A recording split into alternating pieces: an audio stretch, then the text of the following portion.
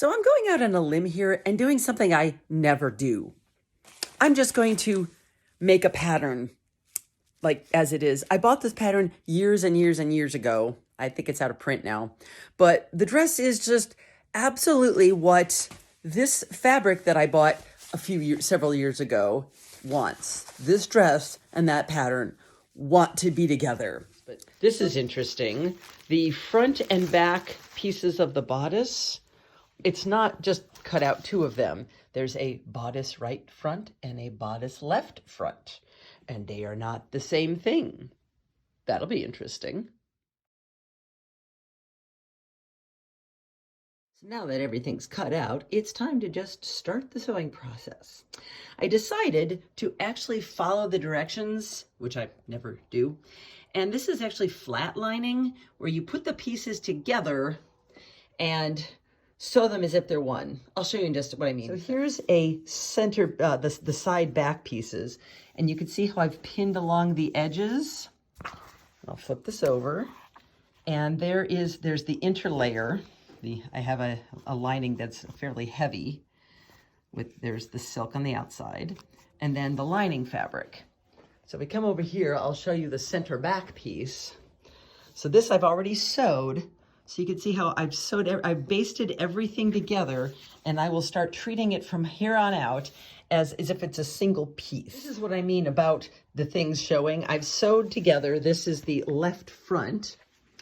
And with the left front together, when I put the darts in, you see the messy parts and the threads are gonna be exposed.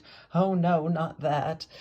So it was how they did things. This is what I mean about sewing around the edge. I've got all three pieces of fabric together, and I'm just stitching around the edge, basting them together so that they will be as one. So here is my back pieces, the center back and the side back pieces. You can see how the curves fit together. This is how you're matching plaids. When you get these diamonds, that is so you find the right place on the fabric to match them. How does one fit these curves together, you ask? Well, once you're like putting right sides together, yes, here's the part we put together, and you've got these curves. So you really do have to pin the curve along there, and you are constantly like manipulating fabric to put these curves together as you are sewing. But the back side, you can see the curves, the two curves fit together.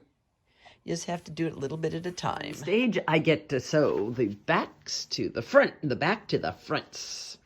So it's a shoulder seam and side seam. Are now together. It's a bodice. Well, more of a bodice. So now all of these seams, these are the darts, and this is the side seam. It's going to be getting boning. Dun, dun, dun. So I have my tub of boning. Some of it's in pieces. Oh, by the way, this is called spiral boning. I'm not using it, but I have this piece that's living in here from past projects. So I'll be cutting bits of boning and making them ready to, and I'm going to be installing them on the pressed open seams. Pre-packaged boning that comes in its own little casing already, and there's the boning. It's a plastic boning. What I'm going to do, because these ends, if you don't do something, these things are just gonna like slide around. I'm going to take a bit of, there it is, bias tape, and I'm going to fold it over the ends and give it its own little casing so it has a stop and doesn't slide around and poke through garments later. So the neckline on this bodice is interesting. All it is, this is very close to the neck. It's a high neck thing. And all you do is, this is seam binding that I have sewn around the neck edge. And now I fold this down to the inside and I tack it down so that from the outside, it will just be a smooth, collarless surface. Some more progress.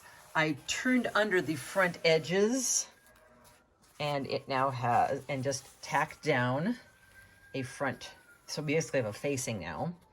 And I'd also put some piping along the back edge. So we're basically, my next step is to turn this edge under, and I'm going to hand sew this down so the bottom edge will have this bit of piping, because I had it. Now time for sleeves. Dun, dun, dun. So if I push this over, we have an upper sleeve, and you can sort of read it on an undersleeve that we are going to be attaching together. So this is one of those things that can be extremely dangerous when sewing. The right side and the wrong side are impossible to tell apart. It's on projects like these where it's very, very easy to make like 2 left arms or 2 left legs. So what we're gonna do to keep so that we don't do that is that I am going to slide one lower sleeve on top, and then we're gonna put the whole project on top of the lower sleeve.